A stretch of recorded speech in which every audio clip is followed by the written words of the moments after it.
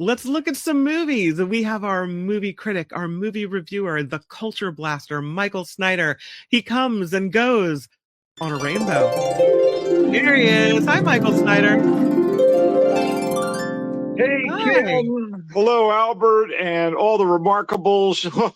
I'm still recovering from the New Year's frenzy. I saw 2026 in at the Constellation Club when the clock struck midnight, and the 12 days of Christmas are finally over. So you better have taken down your tree, or I don't know, the Christmas gremlin will come to your house. The Feast of the Epiphany is past, and you know what that means? Carnival season has begun in New Orleans.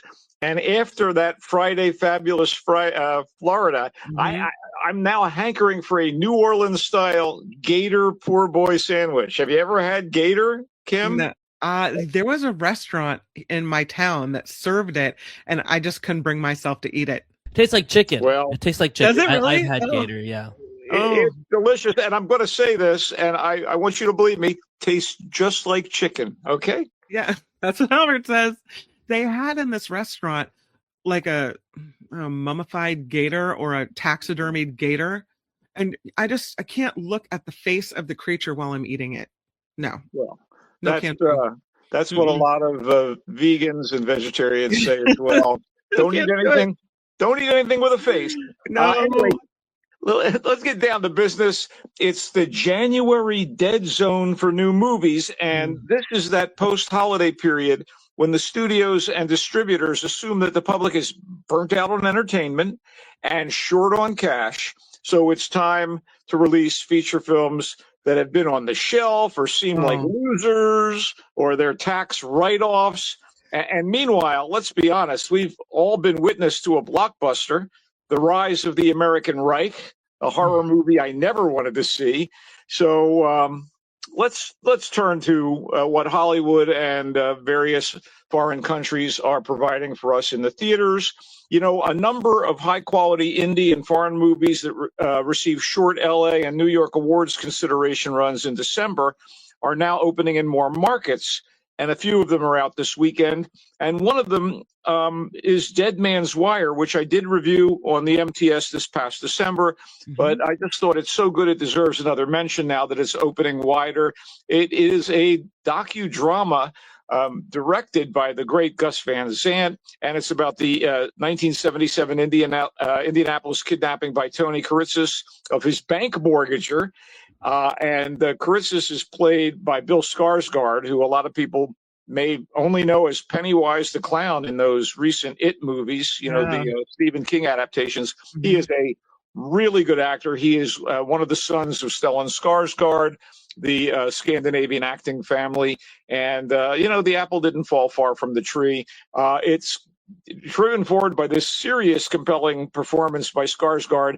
And it also reminded me a lot of the 1970s true life crime drama Dog Day Afternoon. So it is super cool that Van Sant cast Al Pacino as the father of the president of the mortgage company that was kidnapped by Kuritzis.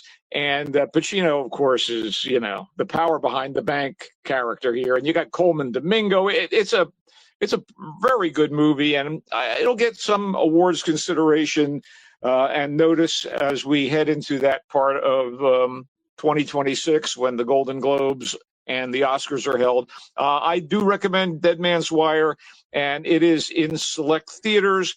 And now let's get down to brass tacks here. The new movies that are coming out, and how fortuitous to have a movie titled Greenland 2 Migration released this very week when Greenland 2 Trumpization was also released. I can't believe it. I had to tell you, though, that I watched Greenland, the original movie Greenland, right, a couple of different times over winter break when my kids were home. They kept clicking on it. The original Greenland was actually pretty compelling. It is. It's actually, it is. I won't even call it a guilty pleasure. It is a well-made Never been anything like this. Movie. It's a well-made disaster movie about a comet hitting Earth and a family that has to escape the aftermath and try to stay alive while the ecosystem is destroyed and there's radioactivity in the air. And the same leads as the dad and mom of the family, aka the Garrity family, they're back, and that would be Gerard Butler and Morena Baccarin. And I keep thinking about Trump and Greenland right now. Yeah. And this new movie title reminds me a little of the famous political rallying cry, Venezuela for you and Greenland too. No, wait. That was Canoe and Tyler too. Never mind. Anyway, so the Garretts survived the globally devastating comet strike in the first movie by getting from their home in America to a massive underground shelter in Greenland, where they are shielded from what seem to be radioactive lightning storms. So the Garrittys and scores of their fellow survivors end up having to flee the bunker in Greenland too a few years later, when a barrage of meteors rains down on the country, I guess presumably like missiles sent by Pistol Pete Hegseth. I don't know. I keep wanting to tie it back into our current political circumstances. Anyway, so where do the Garrittys and the other people who escaped the bunker go? Well, in the case of the family, they head for mainland Europe, France in particular, where that giant comet struck and created a massive crater that, in a comparatively short time, may have become a safe zone. I'm going to quote one of your favorite drops. The science here is ridiculous. I mean, no. The effects are good. The script is silly. The acting is serviceable, but it's all hampered by that script. There are a lot of kind of fun action sequences, and obviously you're gripping your armrest while certain things are happening on the big screen. But yeah, I don't know. The first of these movies, as we said, decent entertainment that actually made me care about the welfare of the characters. And in this case, I couldn't have cared if they fell down a crevice. No. I have to say that this earns its status as a theatrical release in the notorious early January dumping ground. Some of those movies the studios are wrong about. They think of them as disappointing. Some of them are genuine stinkers. I mean, last year, I believe in January, Black Bag, one of my top 10 films of the year, was released. But this is not in that realm whatsoever. It is in, though, theaters all across our great nation. So is that a not recommended by Michael Snyder? Come on, are you deaf, Kim? Come on. What happened to your cognitive The image powers? is hideous. Okay. All right. Now let's move on to another winner. If nothing else, Primate is a shoo-in to be my favorite rabid chimp horror movie of the year. Hey, and it's only January 9th. I know it. It's going to be the best rabid chimp horror movie this year. Okay, so the premise seems like fun.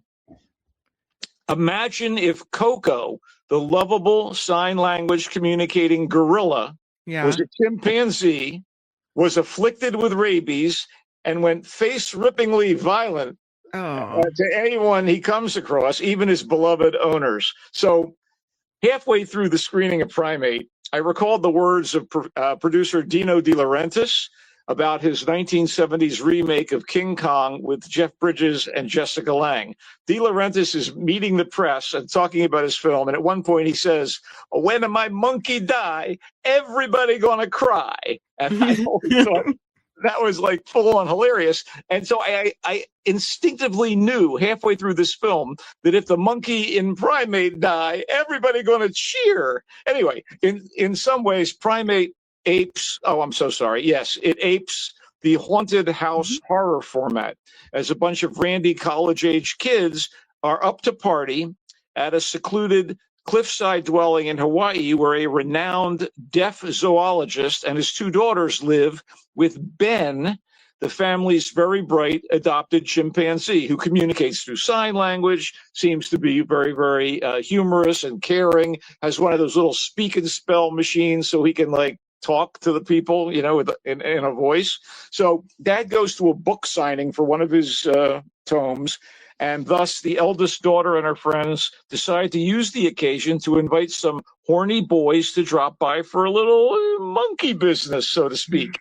but they're all unaware that Ben has been infected. You kind of guess what sort of carnage is going to result. Yeah.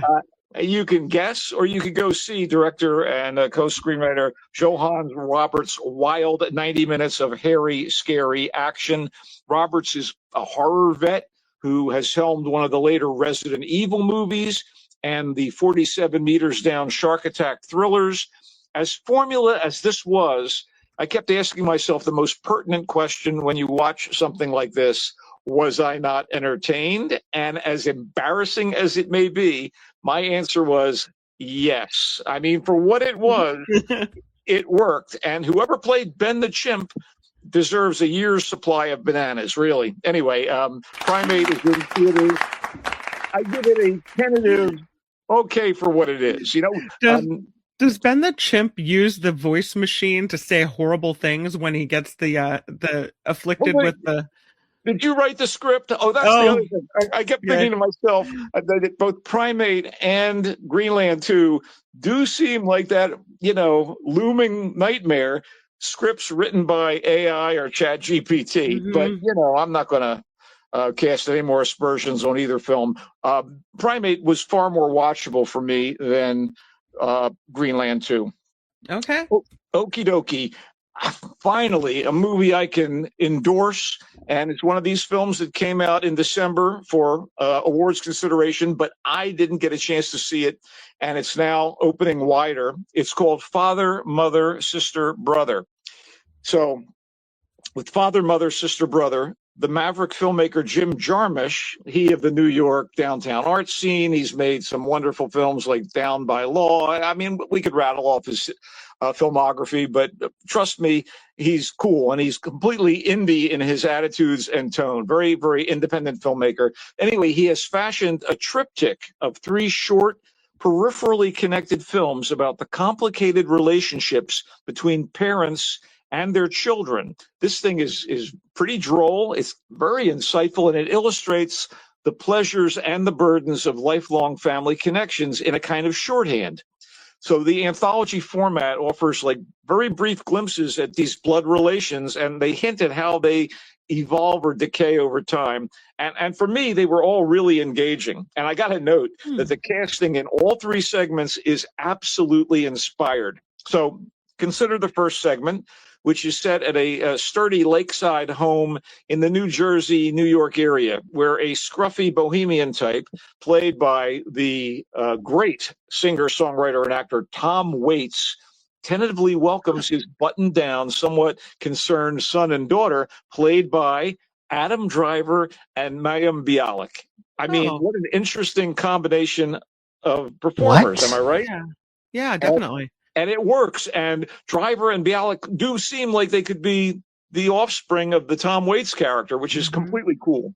So segment 2 is set in a tidy upper middle class neighborhood in Dublin, Ireland, where a successful author played by the ever elegant Charlotte Rampling is having her 2 daughters drop by for a rare get together over tea and fancy pastries. And are you ready? Kate Blanchett is the uptight daughter, and the wonderful German actress Vicky Krieps is the free-spirited daughter. And these people have issues with one another, which makes for a kind of a charmingly tense encounter. And the final segment finds fraternal twins, a young man and a young woman, in Paris, where they're dealing with the aftermath of their parents' untimely death. The siblings, played by India Moore and Lucas Sabat, drive through the streets of Paris. They make a couple of stops, and they end things with this really heartfelt conversation at their late parents' now empty apartment. This movie is touching at times. It's whimsical at times, and it's smart. And it's, again, called Father, Mother, Sister, Brother. More kudos to Jim Jarmusch. It's an unconventional film. It's January. Take the time to seek it out. Again, it's in select theaters. Okay. Awesome. Did that strike you as interesting? It really does. Yeah, it really does. I think it's going to be a good movie. And you think this is going to be a big one for award season? It'll maybe get some recognition, but I think like Rental Family, another movie I was enamored of, Yeah. for some reason it's not necessarily going to get the buzz of some other films. You know, it wouldn't be a culture blast on the Mark Thompson show without at least one horror movie, one real horror movie. I don't mean like a rabid chimp. No, that's that's more like a creature feature. That's child's play, right? Yeah, exactly. So I have one, and oh my God, it's a good one. It's called We Bury the Dead. I already see Kim shuddering. You know, you may not see it if you're watching the video, but I could see it. I could see it in her eyes. The fear. No, anyway. Is it a zombie movie? We Bury the Dead. What do you think? It's a cool they come back. Yeah. Wait. Let me explain how this goes down. I don't want to. Again, I don't want to spoil anything, but you'll hear why it's not a spoiler. Okay. So We Bury the Dead is a very cool spin on what we could call the deathless zombie genre. It just keeps coming back, does it not? This is a very, very clever, idea-driven horror movie that's as much about relationships in crisis between living people as it is about a U.S. military pulse weapon that kills a load of citizens on Tasmania, you know, that island adjacent to Australia, and turns some of them into the shambling undead with deep-seated urges. Not everybody. So after this horrific thing happens in this limited geographical area, the army, Australian army, I assume, or the Tasmanian army, if they have their own army, asks for volunteers to come in and bring out the dead. And some people who may have lost family or friends want to show up to see the status of their loved ones. So they show up, and the weird kind of twist here is that some, not all, but some of these dead people who have been brain damaged by this electronic pulse that the army weapon set off are coming back to life to an extent. And so Daisy Ridley plays Ava, whose husband was at a Tasmanian resort when the pulse bomb went off.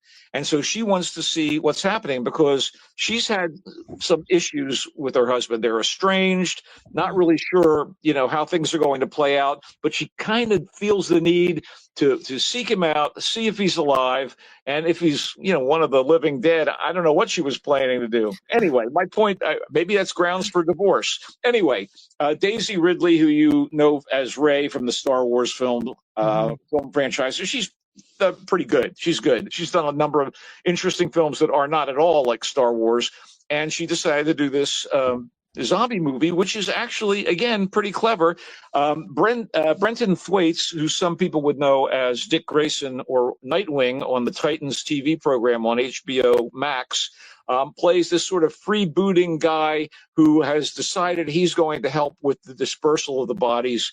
And Matt Whalen plays Ava's estranged husband, Mitch.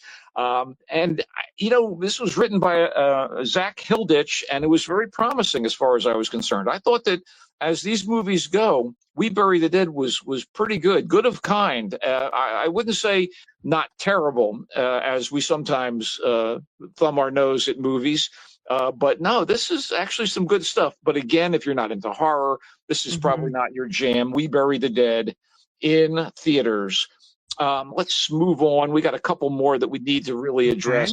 And one of them, I think, it has, you know, some horrific elements, but it is not a horror movie per se. And I think this might be of interest to you, Kim, as a mother of teens, tweens, etc. It's called The Plague, and it's not to be confused with the Albert Camus novel of the same name, okay? The Plague is a very well-made and very disturbing film about bullying among tween-age boys at a water polo camp run during the summer of 2003 by an avuncular coach who was played by one of the past year's most celebrated actors, Joel Edgerton. And the coach is an important role, but it's a supporting role. The real focus is on the kids themselves with their clique behavior and their cruelty, which is mostly directed at a kid named Eli, who's an oddball with acne, and who was accused because of his skin condition by the others of having a plague of some sort. Mm. And so they ostracize this kid. And when a sensitive, somewhat awkward 12-year-old named Ben tries to become one of the gang, while at the same time feeling sympathy for Eli, he finds himself caught in the middle of this mean-spirited game being played by the in crowd. The young actors, especially Everett Blunk as Ben, Kenny Rasmussen as Eli, and a kid named K.O. Martin as the nasty ringleader Jake, they are amazing. And I don't want to, use this word, in the wrong way, but they give skin-crawlingly realistic performances that Mm. seem to have been captured by hidden cameras. It had that almost that Lord of the Flies vibe. I was gonna say Lord of the Flies. This is a Lord of the Flies meets the water, huh? Yeah, these kids. This is at a water polo camp, in a nice facility, and there are girls that are studying to be water ballet performers, and of course, as tweens, the boys are starting to get interested in girls, and that's kind of a side note to the movie. I give screenwriter and director Charlie Pollinger high marks for The Plague. I thought this was really good. It's in select theaters, and as we like to say, and as Letterman used to say, I hope to God your theater is selected. Anyway, okay, foreign films, and this is one that came out in December in limited release, very limited, but it is power-packed, and it is one of the best foreign films of 2025, without question. It's called The Voice of Hind Rajab, and this is a movie about volunteers at a Palestine Red Crescent Society. This is based on a true incident. It is shored by actual audio of a little girl on the phone, 6 years old, a kid named Hind, who is trapped in a car with family members after an attack in Gaza. Now, this unit of the Palestine Red Crescent Society are on the West Bank, and they're trying to figure out a way to get an ambulance to this child and save her. And the entire film is pretty much set at this Palestine Red Crescent Society office, and the performances are absolutely wonderful. Director Carruthers Ben Hania has kind of almost seamlessly incorporated the actual audio of the little girl. This is a heartbreaker. This is something we need to see so we understand the consequences of what's going on between the Israelis and the Palestinians. And for God's sake, the most inhumane thing you could imagine is probably war. And that's what's happening there in the, in Israel and Palestine. And this movie focuses in on the human cost. And oh my God, it's so brilliantly done. I highly recommend The Voice of Hind Rajab. And it's difficult to watch on some level, but it's absolutely, I feel it's essential viewing in this day and age, considering what we're confronting now. It's in limited theaters, but I suggest people try to find it. And it'll play well at home, by the way, when you can get the option. Yeah. Okay, that sounds really, really compelling. Let's wrap with Magellan. Magellan is it's kind of an epic from he's a Filipino director named Lav Diaz, and he has apparently become the leading proponent of what they call slow cinema. And I watched this thing and I was excited about it because Magellan, as a young Portuguese navigator who is trying to circumnavigate the world, is played by the great and esteemed Mexican actor Gael Garcia Bernal. He's playing Portuguese here. And we just don't get enough of Magellan at the top of this thing. I know they're trying to set up the circumstances that were going down during the 16th century age of exploration. And, all I'll say is it seems to be historically accurate, although it presumes a lot of events up close and personal that may or may not have happened. It does kind of focus in on Magellan's ambition. And, obviously, Gael Garcia Bernal is a compelling actor, but calling this an example of slow cinema, I mean, I'll say this thing crawled for 2 hours and 36 minutes for me. And, it's beautifully shot and in all these exotic locations. And again, Gael Garcia Bernal is magnetic, right? But it just didn't, it just didn't land for me. It was, it's hard for me to recommend it. It was like a college course that you can't wait to be done with, basically. Oh, what is slow cinema? And when you hear that, then do you expect it to be one of these movies that doesn't move along? Yeah, you do, but I mean, when I'm checking my my watch, No. if I wore a watch, kind of nuts, and Yeah. there are aspects of it that are really fascinating, like these whole, these countries in Europe that had colonial intent and their attempt to conquer various lands and the conflicts that went on between tribes. The native people in any given place and the European interlopers, that stuff was pretty fascinating. And again, maybe had it been a mini series broken into 6 half hours, it would have been more interesting to me. But, it was tough. When Magellan gets to Malaysia, he kind of gets crazy. And I mean, there are aspects of it I thought that were worthwhile, and I'm not going to diss it. It's just, speaking of difficult viewing, that's Magellan, let me tell you. Any streaming options that you want to quickly discuss? Oh, yes. I Okay. absolutely can and will discuss them. I don't know if you ever watched The Night Manager, and it's I liked it. Yeah. Oh my God! Based on John le Carre's novel of the same name, it was a cinematic.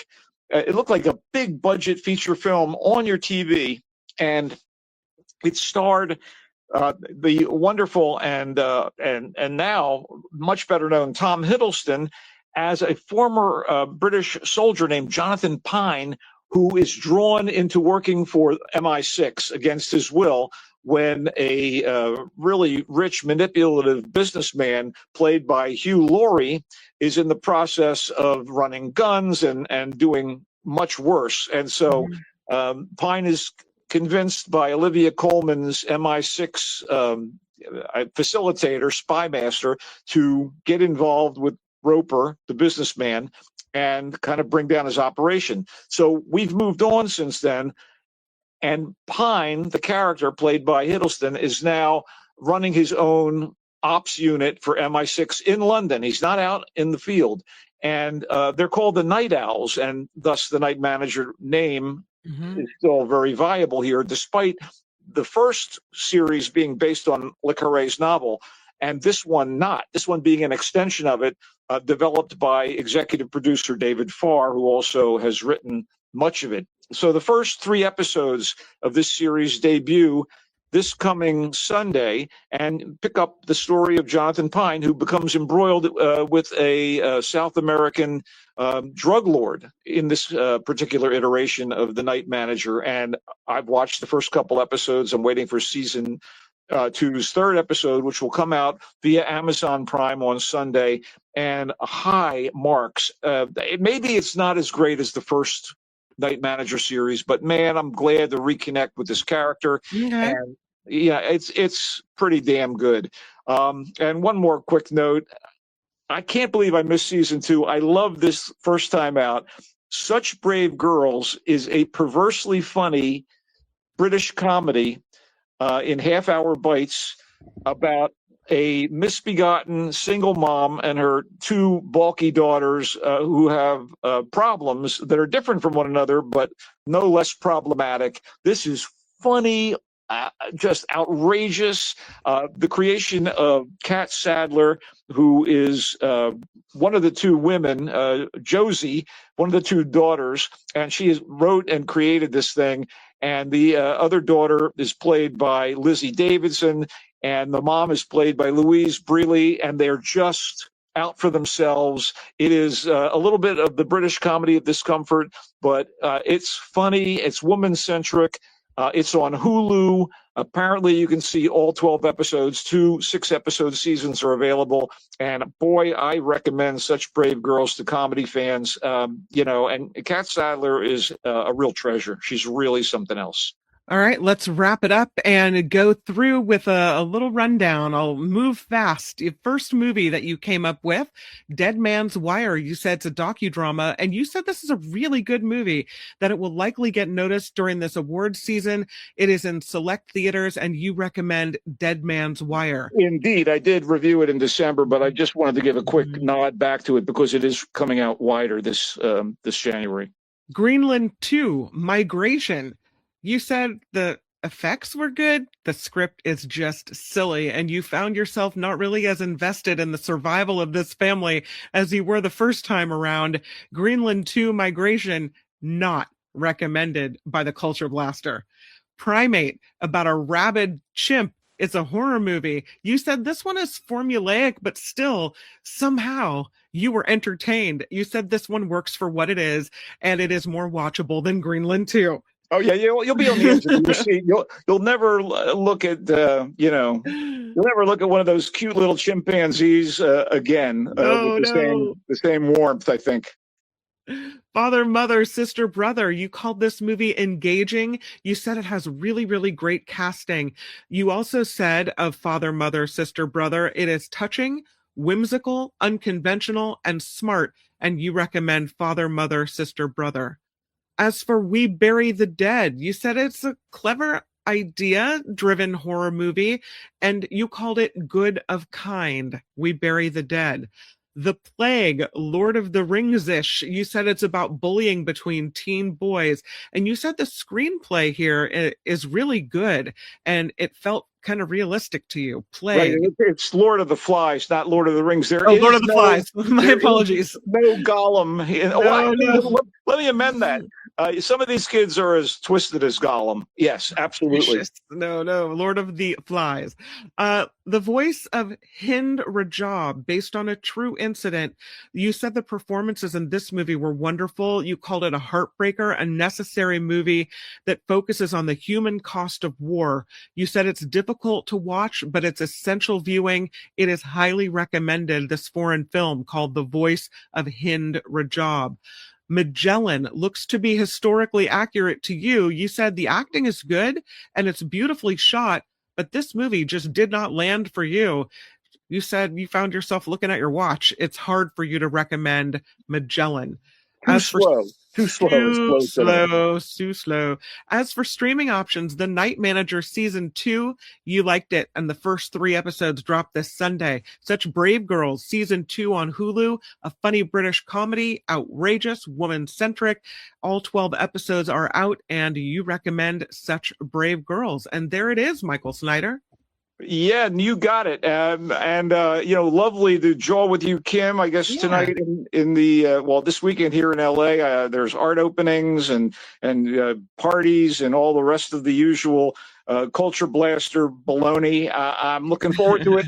And on Sunday in the 1:30 window, our Niners, I'm meaning my fellow Niner fans and my Niners, are going up against my boyhood team, the Philadelphia Eagles. And as a Niners fan most of my adult life, I am going for the red and gold. I'm hoping that we get a win in Philly on Sunday. That's about it. Love you, boy.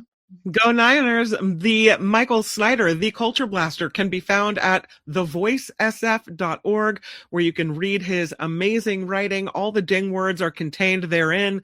Thevoicesf.org. Thank you, Michael Snyder. You're most welcome, Kim. Bye-bye. He comes and goes on a rainbow. Sayonara. There it is. Where's that rainbow? There you go.